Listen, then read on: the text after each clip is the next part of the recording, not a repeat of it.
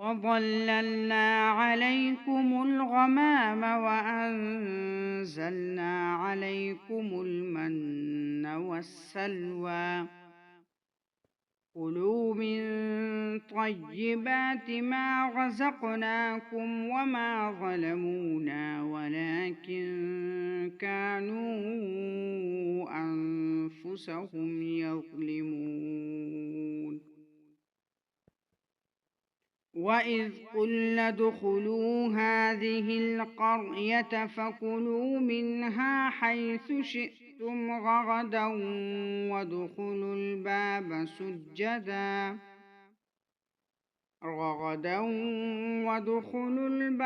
سجدا وقولوا حطة نغفر لكم خطاياكم وسنزيد المحسنين فبدل الذين ظلموا قولا غير الذي قيل لهم فأنزلنا على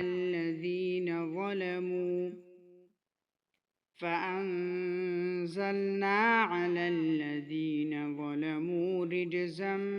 من السماء بما كانوا يفسقون وإذ استسقى موسى لقومه فقلنا اضرب بعصاك الحجر فانفجرت منه 12 عينا قد علم كل أناس مشربهم كلوا واشربوا من رزق الله ولا تعثوا في الأرض مفسدين وإذ قلتم يا موسى لن نصبر على طعام واحد فادع لنا ربك يخرج لنا مما تنبت الأرض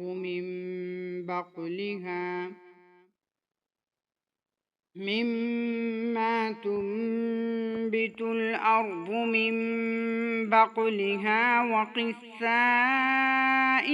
وفومها وعدسها وبصلها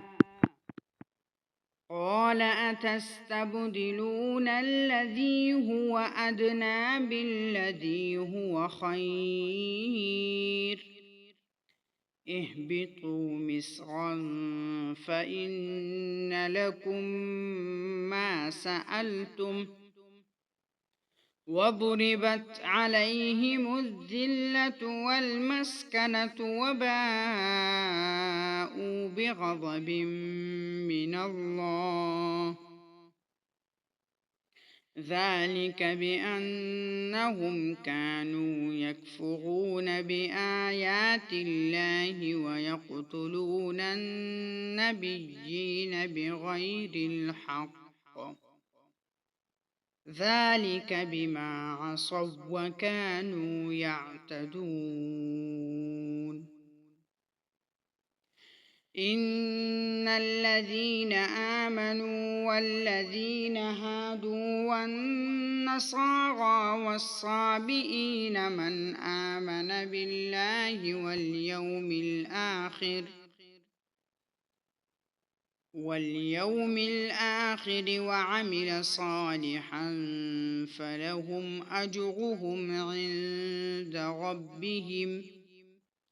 ولا خوف عليهم ولا هم يحزنون وإذ أخذنا ميثاقكم ورفعنا فوقكم الطور خذوا ما آتيناكم بقوة واذكروا ما فيه لعلكم تتقون